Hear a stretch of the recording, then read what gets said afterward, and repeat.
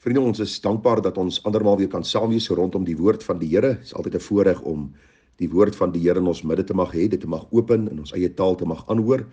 En ek het vanmôre gelees daaruit Halleluja lied 268. Dis nogal 'n gewoonte van my om so 'n bietjie uit die Halleluja bundel en Psalm en Gesange bundel te lees. En Halleluja lied 268 vers 2 sê: Leer my Heer u regte weë, wys die regte pad my aan, maak my hart daartoe genee om met lus daarop te gaan. Wil my deur u waarheid lei my dwaalende gedagte, want u is my heil, o Heer, u is ek altyd te wagte. My gebed vir myself en ook vir u vanmôre is dat ons die gebed van ons hart sal maak. Leer my Heer u regte weë en wys u die regte pad vir my aan. Vriende, daar is vandag baie predikers. Daar is vandag baie wat hulle sommer self aanstel as predikers. Daar is self aangestelde profete. Daar is self aangestelde apostels. Daar is predikante wat in die ampt staan, wat glad nie lief is vir God nie, glad nie lief is vir sy waarheid nie, glad nie lief is vir sy woord nie, wat mense eerder verwar in plaas van om mense in die rigting van die hemel te stuur. Daar is so baie boosheid wat aangaan binne die kerk van die Here Jesus. Daar is kerke wat hulle onder die vaandel van die gereformeerde kerke skaar, maar hulle boodskap is absoluut vals, Pinkster, en selfs, vriende, deel van die 5 movement.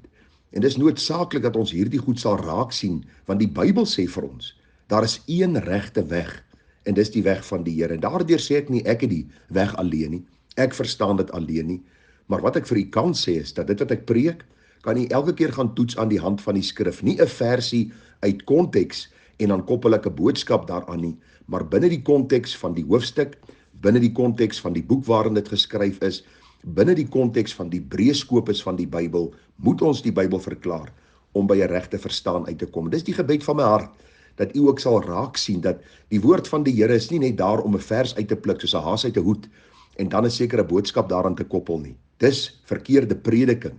Dit is prediking wat mense verwar. Dis prediking waarmee die meeste mense besig is. Daarom bevraagteken niemand meer 'n ander een nie, want almal sê die Here het gesê.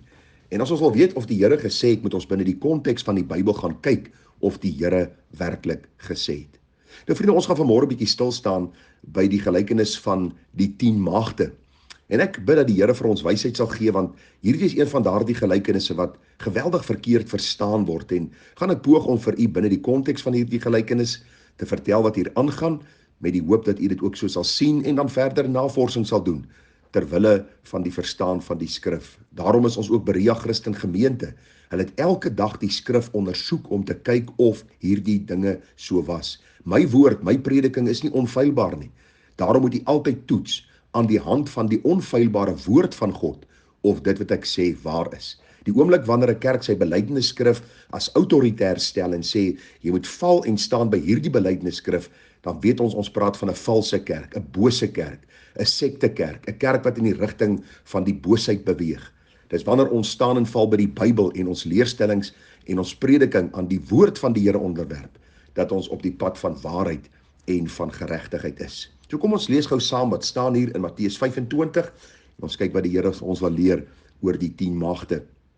Die Bybel sê, dan sal die koninkryk van die hemele wees soos 10 maagde wat hulle lampe geneem en uitgegaan het om die bruidegom te ontmoet.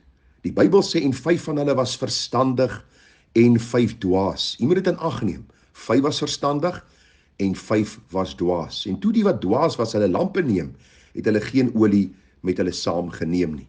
Nou vriende, ons wil nie te veel dinge koppel aan elke woord wat hier gesê word nie. Ek het vir u gesê, daar's een sentrale gedagte in 'n gelykenis.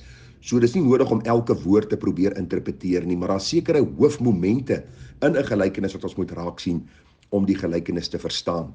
So die groot moment hier, 5 was verstandig, 5 was dwaas. 5 het olie saamgeneem, 5 het nie olie saamgeneem nie. En die Bybel sê vir ons, en terwyl die bruidegom tal om te kom, het hulle almal vaak geword en aan die slaap geraak. Middernag was daar 'n geroep, daar kom die bruidegom, gaan hom uit tegemoet. En toe hulle opstaan, die 10 maagde, sien ons 5 van hulle het olie gehad, hulle lampe was aan die brand, en 5 se lampe het dood gegaan. En hulle vra vir die verstandiges, gee vir ons van julle olie. En die 5 verstandiges sê, nee, gaan koop vir julle, want die bruidegom is op pad, en ons wil gereed wees as die bruidegom kom. En die Bybel sê vir ons, en onderwyl hulle gaan om te koop, vers 10 van hoofstuk 25, het die bruidegom gekom en die wat gered was, het saam met hom ingegaan na die bruilof en die deur is gesluit. Later kom toe die ander maagde ook en sê, meneer, maak vir ons oop. En hier is die ander hoofmoment van hierdie gelykenis. Matteus 25 vers 12, maar hy antwoord en sê, voorwaar, ek sê vir julle, ek ken julle nie. En dan vers 13, waak dan, omdat julle die dag en die uur nie weet, waarop die seun van die mens kom nie. Nou vriende, hier is so baie verklarings oor hierdie gelykenis, dat 'n mens eintlik verward word, as jy hierdie gelykenis hoor. Een prediker sê die olie is dit, en die ander een sê die lampe is dit, en die ander een sê die bruidegom is dit, en as ons die gelykenis binne die konteks verklaar, is dit eenvoudig vir ons 'n oproep om gereed te wees, as die Here ons ontmoet. Nou, die verklaring is eenvoudig in die konteks van daardie tyd. Dit was so gewees dat die bruidegom dan ook hierdie huwelikseremonie was oor 'n tydperk gewees, en op 'n stadium sou die bruidegom gekom het om dan sy bruid te kom haal. En sy was nie presies seker wanneer hy sou kom nie, en daarom moes die lampe aan die brand gewees het. Daarom moes die bruid gereed gewees het vir die bruidegom. Nou die verklarings wissel. Sommige mense reken dat 5 van hierdie dwaase of van hierdie maagde was gered en 5 van hulle was ongered, 5 van hulle was afvallig, 5 van hulle was in 'n lou toestand geestelik. En daar is baie verklarings wat gegee word aan hierdie gelykenis. Maar vriende, eenvoudig binne die konteks is dit maar net dat 5 van hulle was gered en 5 was ongered. Die teks sê dit vir ons baie duidelik. Die Here sê hierso, hy sê 5 was verstandig, 5 was dwaas. Die Here sê in vers 12, ek ken julle nie. So ons hoef nie te veel in te lees in die gelykenis, behalwe om te sê dat 5 van hulle was kinders van die Here en 5 nie. Maar daar is aangrypende gedagtes wat ek met u wil deel. Want u sien, almal het gemeen hulle was op pad na die bruilof. Almal het 'n sekere kennis gehad van die bruidegom. Almal het 'n sekere uiterlike vertoon gelewer. Almal was op die oog af redelik op dieselfde vlak, en daar was eintlik baie min onderskeid gewees. Die Bybel sê vir ons, die deur is gesluit vir 5, en 5 van hulle was deur die bruidegom weggestuur met die woorde, ek ken julle nie. Die vraag is, hoe is dit moontlik? En ek wil vir u sê, vriende, daar is baie toetse wat ons kan doen, maar die belangrikheid is dat ons vanmôre hand in eie boesem sal slaan, dat ons eie lewe sal ondersoek, en sal seker maak, ons is nie deel van die 5 dwaase maagde, wat dink ons is reg om die Here te ontmoet, wat dink ons is met die ware godsdiens besig, wat dink ons ken die bruidegom, maar die bruidegom ken ons nie. Kom ek kyk gou na die een toets, Matteus 7 vers 22. Die Here sê, baie sal in daardie dag vir my sê, Here, het ons nie in u naam geprofeteer en u naam duiwels uitgedryf en u naam baie kragte gedoen nie. Dit klink vir my soos die TV-predikers van vandag, en soos baie kerke van vandag waar pastore en predikante kwansys gawes ontvang het van gesondmaking en gawes om duiwels uit te dryf en allerhande goed raak te sien in die geesteswêreld. Dit klink vir my net soos die tyd waarin ons leef. Hierdie mense sal voor die Here staan en sê, ons het geprofeteer, ons het namens u gepraat en ons het u stem kwansys gehoor en ons het vir die gemeente gesê wat God vir hulle wil sê en hulle het God se woord geminag. Die Bybel sê, baie sal in daardie dag sê, Here, het ons nie in u naam sekere dinge gedoen nie. En die Here sal sê, ek het julle nooit geken nie. Gaan weg van my, julle wat die ongeregtigheid werk. En die vraag aan baie mense se harte is, hoe kan die Here so 'n harde antwoord gee vir mense wat in sy naam sekere dinge gedoen het? En dan kom die antwoord in vers 24.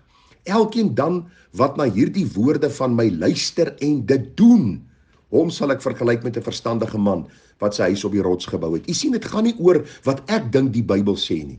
Dit gaan nie oor my opinie oor die skrif nie. Dit gaan nie oor my kerk se opinie oor die skrif nie. Dit gaan oor die skrif self. Wat sê God se woord? En dan doen ek wat God se woord sê. Vriende, ek het die afgelope tyd in my lewe mense gesien wat bely hulle behoort aan die Here, wat blaatante leenaars is.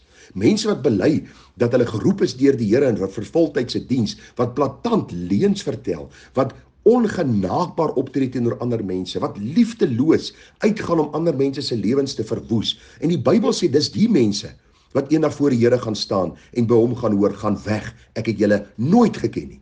Ek ken julle nie. Want julle dink julle het in my naam sekere dinge gedoen, maar julle het dit nooit gedoen nie. Ons kry dit in kerke, ons kry dit in denominasies. Ek het onlangs weer met 'n persoon gepraat wat vir my sê, luister, as dit is hoe dit gaan in die kerk van die Here Jesus, het die kerk van die Here ver geval.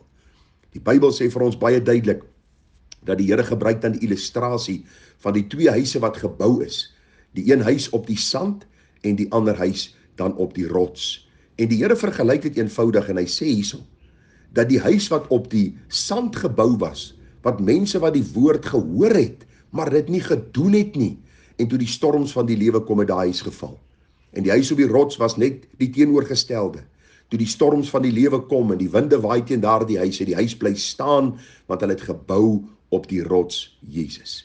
En dis die eenvoudige verklaring van hierdie gedeelte. Ons gaan môre so bietjie by deel 2 stil staan, net om vir u so bietjie praktiese voorbeelde in die Bybel te gee van mense wat gelyk het, of hulle deel was van die kerk van die Here en eintlik nooit deel was nie. Maar die vraag vir môre vir my en vir jou, is ons deel van die 5 verstandige of die 5 dwaase maagde? Is ons deel van die wat uit die mond van die Here sal hoor, mooi so goeie en getroue diensknegt, of uit sy mond sal hoor, gaan weg, ek het julle nooit geken nie? Hoe sal ons weet? Baie eenvoudig, luister ons na God se woord en doen ons wat God vir ons sê. Of het ons vir ons self gemaakte klomp reëls gestel, 'n belydenisskrif opgestel, 'n sekere dogma opgestel, wat lynreg teen God se waarheid is. En dat ons van die Here iets maak en iemand maak wie hy nie is nie, en wat sy woord nog nooit gesê het hy is nie. Mag die Here vir ons genade gee en wysheid daartoe, sodat ons hom kan verheerlik. Groete vir u, ons gaan môre aan, ons vertrou dat die Here vir ons wysheid sal gee. Tada.